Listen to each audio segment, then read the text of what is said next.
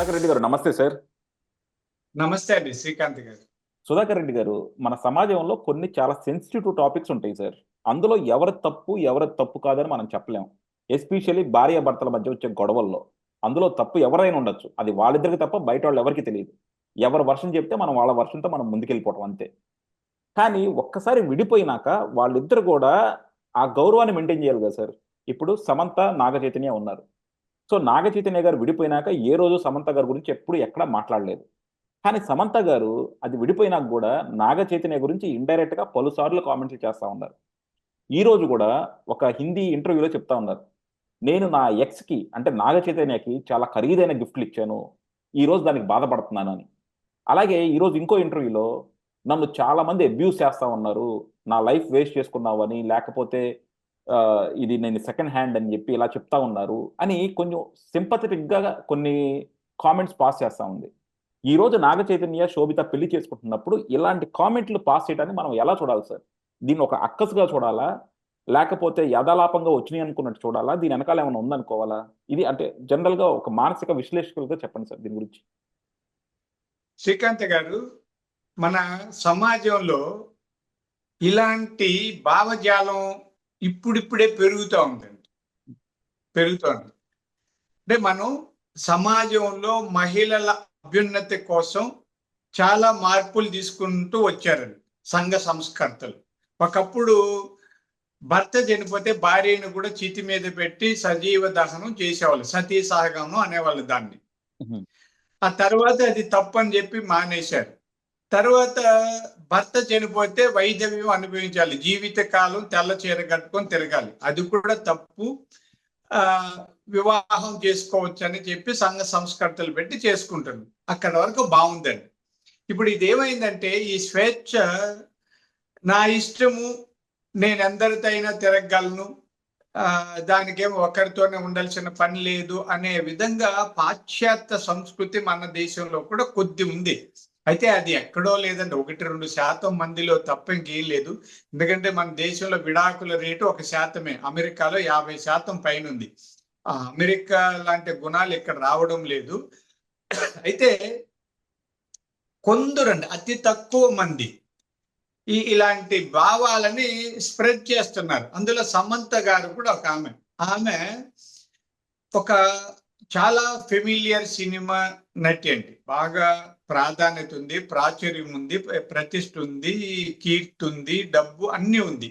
ఆమె హుందాతనం లేకుండా సాధారణమైన ఒక చదువు చాము లేని మహిళ మాట్లాడినట్టుగా మాట్లాడడం మాత్రం పొరపాటుగా చూడాలండి మనం. ఎందుకంటే ఆమెలో పరిణతి లేదు అని అనిపిస్తుంది. ఎందుకంటే ఆమె ఏం గిఫ్ట్లు ఇచ్చిందండి? అంటే ఆయన నాగ చైతన్యకి ఆ గిఫ్ట్లు లేవా? అదే కదా. ఇప్పుడు ఆ గిఫ్ట్ లో లేదా, కొనుక్కోలేడా? ఇప్పుడు పేదవాడు అనుకోండి, ఒక కాసు పెట్టి ఏదో బంగారం కూడా కొనలేని వాడికి నేను ఒక 10 కాసులు పెట్టి ఉంగరం చేయించానంటే, కాసుకు గతి లేని వాడికి 10 కాసులు ఇచ్చానంటే అని అర్థం ఉంది. అక్కినేని నాగేశ్వరరావు గారు ఎన్టీ రామారావు గారికి దాదాపుగా సమవుజ్జి ఆంధ్రప్రదేశ్ లో. అక్కినేని నాగేశ్వరరావు గారే చాలా పేరుంటే ఆయన కొడుకు నాగార్జున కూడా ఇంకా అంతకంటే పేరు తెచ్చుకున్నారు. వాళ్ళకి పేరుంది, డబ్బు ఉంది, అన్ని ఉంది. సమంత గారు మొన్న వచ్చి ఆమె ఇచ్చే గిఫ్ట్ లేదండి. దాన్ని చెప్పుకుంటుందంటే ఆమె చాలా సంకుచితంగా క్రింది స్థాయిలో ఆలోచిస్తుందని అర్థమవుతుంది.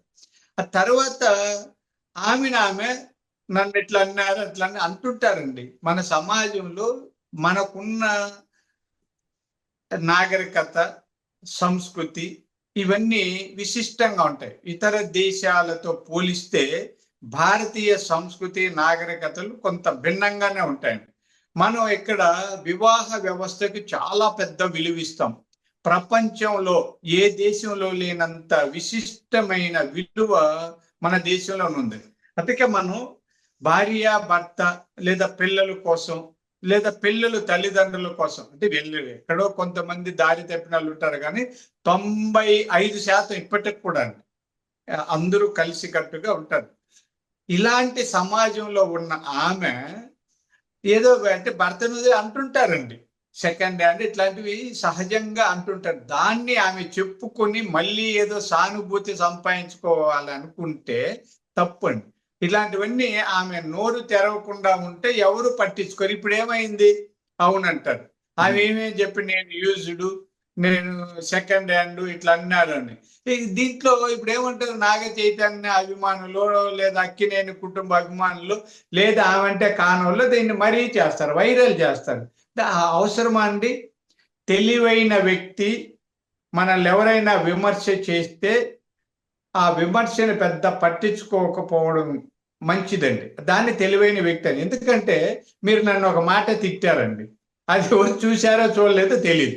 మళ్ళీ నేను సోషల్ మీడియాలో వచ్చి ఈయన ఇన్ని తిట్టారంటే ఇంకొకడు అన్న ఇన్ని తిట్టాడా, ఇంకేమేమి చెప్పాడని.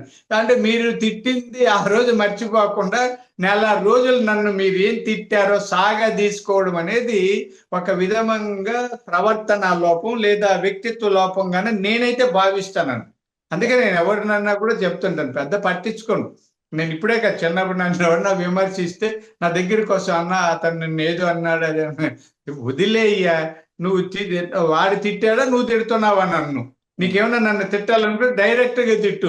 వాడి పేరు చెప్పి వాడిటి చెప్పాడు, నిన్ను తంతానన్నాడు, కొడతానన్నాడు, నువ్వు గుండోడు, ఇవన్నీ నువ్వు చెప్పాలి నా. వాడు చెప్పాడో లేదు నాకు తెలియదు, వీడు చెప్తున్నాడంటే ఇట్లా. అందుకని సమంత గారు కొంత పరిణతి కోల్పోయి, లేదంటే ఫ్రస్ట్రేషన్లు అంటే విసుగు, బాధ, తపన, అతను ఎక్కడ సుఖపడిపోతున్నాడు, అతను ఏదో పెళ్లి చేసుకుంటానన్న సంకుచిత ఆలోచనల వల్ల ఇలా మాట్లాడుతున్నారు. ఆమె కూడా నేను చెప్తున్నాను, ఆమె నాకేమి బిడ్డలాగా చిన్న ఆమె కాబట్టి అనుకుంటాను. అలాంటి వాళ్ళు కొంత సైకాలజిస్ట్ దగ్గర కౌన్సిలింగ్ తీసుకోవాలని. చాలా మందికి ఒక అహం ఉంటుంది, నాకెందుకు కౌన్సిలింగ్, నేను డాన్స్ వేస్తే ఇంత, నిలబడితే ఇంత, కోట్లు సంపాదిస్తా, వాడు కూడా సైకాలజిస్ట్ గంటకు 1000-2000 తీసుకున్న వాడి దగ్గర పోవాలన్నా, నేను గంట సినిమాలో నటిస్తే లక్షల్లో తీసుకుంటానని అనుకుంటారు. ఏమండి, కోట్లు పెట్టిన కారు కూడా రోడ్లో ఆగిపోతే 100-200 ఇచ్చి మెకానిక్ దగ్గర రిపేర్ చేసుకుంటామండి. నా కారు చాలా గొప్పది, నేను ఇంపోర్ట్ చేసుకుని అమెరికా కొన్నాను, నాకు ఇప్పుడు రిపేర్ చేయాలంటే రోడ్డు మీద మెకానిక్ ఎందుకు, ఇది పంక్చర్ కాకుండా చాలా వచ్చాయి అనుకోండి చెప్తాను. అందుకని సమంత గారు ఇట్లాంటి వాళ్ళు, సమంత గారే కాదండి, చాలా మంది సినీ ప్రముఖులు, ఈ డిప్రెషన్ లో ఉన్న వాళ్ళు, ఫ్రస్ట్రేషన్ లో ఉన్న వాళ్ళు, వీళ్ళందరూ కూడా ఇప్పుడు చూడండి, దీపిక పడుకునే ఆదర్శంగా తీసుకోవాలండి. మీకు ఆమె స్టోరీ తెలిసి ఉంటది. అవును. దీపిక పడుకునే చాలా, వాళ్ళ నాన్నగారు ప్రకాష్ పడుకునే చాలా పెద్ద బ్యాడ్మింటన్ ప్లేయర్ అండి. అంటే నాకు వాళ్ళు బాగా ఎందుకు తెలిసింటే, ఫస్ట్ టైం ఆ అమ్మాయి అండర్-10 నేషనల్స్ ఆడినప్పుడు మా అబ్బాయి హర్ష కూడా బెంగళూరులో నేషనల్స్ లో ఆడాం. తర్వాత ఆయన దగ్గర చిన్న గిఫ్ట్ ఏదో తీసుకున్నాం, ప్రకాష్ పడుకునే. ఆయన తిరుపతి వచ్చినప్పుడు వాళ్ళకి ఏదో ఇప్పటికీ ఆ ఫోటో ఉంది మా దగ్గర. ఆ అమ్మాయి అయితే మా హర్ష వాళ్ళ పిల్లలు, చిన్న పిల్లలు. ఆమె చాలా ఎదిగిన తర్వాత సినీ ఫీల్డ్ లో డిప్రెషన్ లో ఉంటే, ఇది డిప్రెషన్ అని వాళ్ళ అమ్మగారి ద్వారా తెలుసుకొని ట్రీట్మెంట్ తీసుకున్నారండి. ట్రీట్మెంట్ సైకియాట్రిస్టులు కలిసి కౌన్సిలింగ్ తో పాటు ట్రీట్మెంట్ తీసుకు ఎన్నో సందర్భాలు ఆమె చెప్తుంటారు. ఇప్పటికి కూడా మేము ఎక్కడైనా ఈ డిప్రెషన్ నుంచి బయటపడాలంటే ఆమెను ఉదాహరిస్తుంటాం.